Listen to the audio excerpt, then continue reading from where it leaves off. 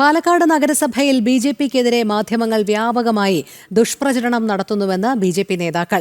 കോൺഗ്രസിൽ ഡി.സി.സി അംഗം ഉൾപ്പെടെ 51 പേർ രാജിവെച്ച വാർത്തയ്ക്ക് ഒരു പ്രാധാന്യവും നൽകാത്ത മാധ്യമങ്ങൾ ബി.ജെ.പിക്കെതിരെ തെറ്റായ പ്രചാരണങ്ങൾ തുടർച്ചയായി നടത്തുകയാണ്. എന്ത് ദുഷ്പ്രചരണം നടത്തിയാലും നഗരസഭയിൽ 30-ലേറെ സീറ്റുകൾ നേടി ബി.ജെ.പി അധികാരത്തിലെത്തുമെന്ന് നേതാക്കൾ വ്യക്തമാക്കി. തദ്ദേശ സ്വയംഭരണ തെരഞ്ഞെടുപ്പിൽ പാലക്കാട് നഗരസഭയിൽ 45 സ്ഥാനാർത്ഥികളെ യാതൊരു അഭിപ്രായ വ്യത്യാസങ്ങളുമില്ലാതെ പ്രഖ്യാപിച്ച് ബി.ജെ.പി മത്സരരംഗത്തേക്ക് ഇറങ്ങിയതോടെ ഒരു വിഭാഗം മാധ്യമങ്ങൾ പാർട്ടിക്കും സ്ഥാനാർത്ഥികൾക്കുമെതിരെ വ്യാപകമായി ദുഷ്പ്രചരണം നടത്തുകയാണെന്ന് സംസ്ഥാന vice president C Krishnakumar, treasurer E Krishnadas, ജില്ലാ അധ്യക്ഷൻ പ്രശാന്ത് ശിവൻ എന്നിവർ സംയുക്ത വാർത്താസമ്മേളനത്തിൽ പറഞ്ഞു. പട്ടിക്കരയിൽ ഇ കൃഷ്ണദാസിനെതിരെ ഒപ്പുശേഖരണമെന്ന വാർത്ത ഉൾപ്പെടെ ഇതിന്റെ ഭാഗമാണ്. എന്ത് ദുഷ്പ്രചരണം നടത്തിയാലും 30-ലധികം സീറ്റ് നേടി വീണ്ടും പാലക്കാട് നഗരസഭയിൽ ബി.ജെ.പി അധികാരത്തിൽ വരുമെന്ന് നേതാക്കൾ പറഞ്ഞു.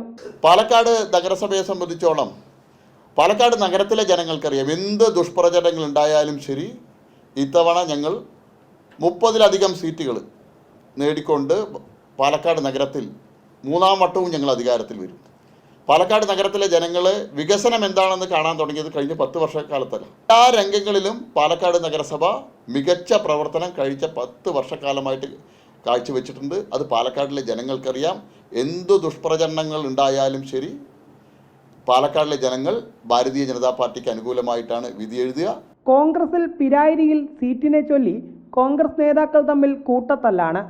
നഗരസഭയിൽ ഡി.സി.സി അംഗം ഉൾപ്പെടെ 51 പേർ രാജിവെച്ചിട്ടും അത്തരം വാർത്തകൾ മാധ്യമങ്ങൾ നൽകുന്നില്ല. കോൺഗ്രസ് ഓഫീസിൽ 51 പേര് രാജിവെച്ച് പരസ്യമായി പുറത്തു പോയിട്ടുണ്ട്. അവിടെ അതിനുള്ള മറുപടി കോൺഗ്രസ്സുകാർ പറയണം.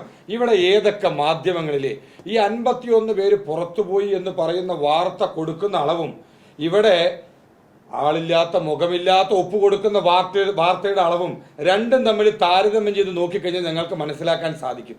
ഇവിടെയുള്ള ജനങ്ങൾക്ക് വളരെ കൃത്യമായി മനസ്സിലാക്കാൻ സാധിക്കും ആരൊക്കെ എന്തൊക്കെ അജണ്ട വെച്ചുകൊണ്ടാണ് വാർത്തകൾ കൊടുക്കുന്നത് എന്നുള്ളത്. ഇവിടെ 51 പേരൊരു വാർഡ് കമ്മിറ്റിയിൽ നിന്ന് കോൺഗ്രസിന്റെ ജില്ലാ നേതാവ് ഉൾപ്പെടെ മുൻ നഗരസഭാ കൗൺസിലർ ഉൾപ്പെടെ രാജിവെച്ച് പോയിരിക്കുന്നു. അത് എത്രത്തോളം ഇവിടെ പൊതുസമൂഹത്തിൽ വാർത്തയാക്കുവാനായിട്ട് മാധ്യമങ്ങൾ അതിനുവേണ്ട മുൻകൈ എടുത്തിട്ടുണ്ട്. കഴിഞ്ഞ 10 വർഷമായിട്ടാണ് പാലക്കാട് വികസനം എന്താണെന്ന് അറിഞ്ഞത്. കഴിഞ്ഞ തവണ ബി.ജെ.പി വിജയിച്ച 28 വാർഡുകൾ ഇത്തവണ നിലനിർത്തുക മാത്രമല്ല, പുതിയ വാർഡുകൾ പിടിച്ചെടുക്കുകയും കോൺഗ്രസിന്റെ വമ്പന്മാരെ ഉൾപ്പെടെ പരാജയപ്പെടുത്തുകയും ചെയ്യുമെന്നും നേതാക്കൾ വ്യക്തമാക്കി. ജനം, പാലക്കാട്.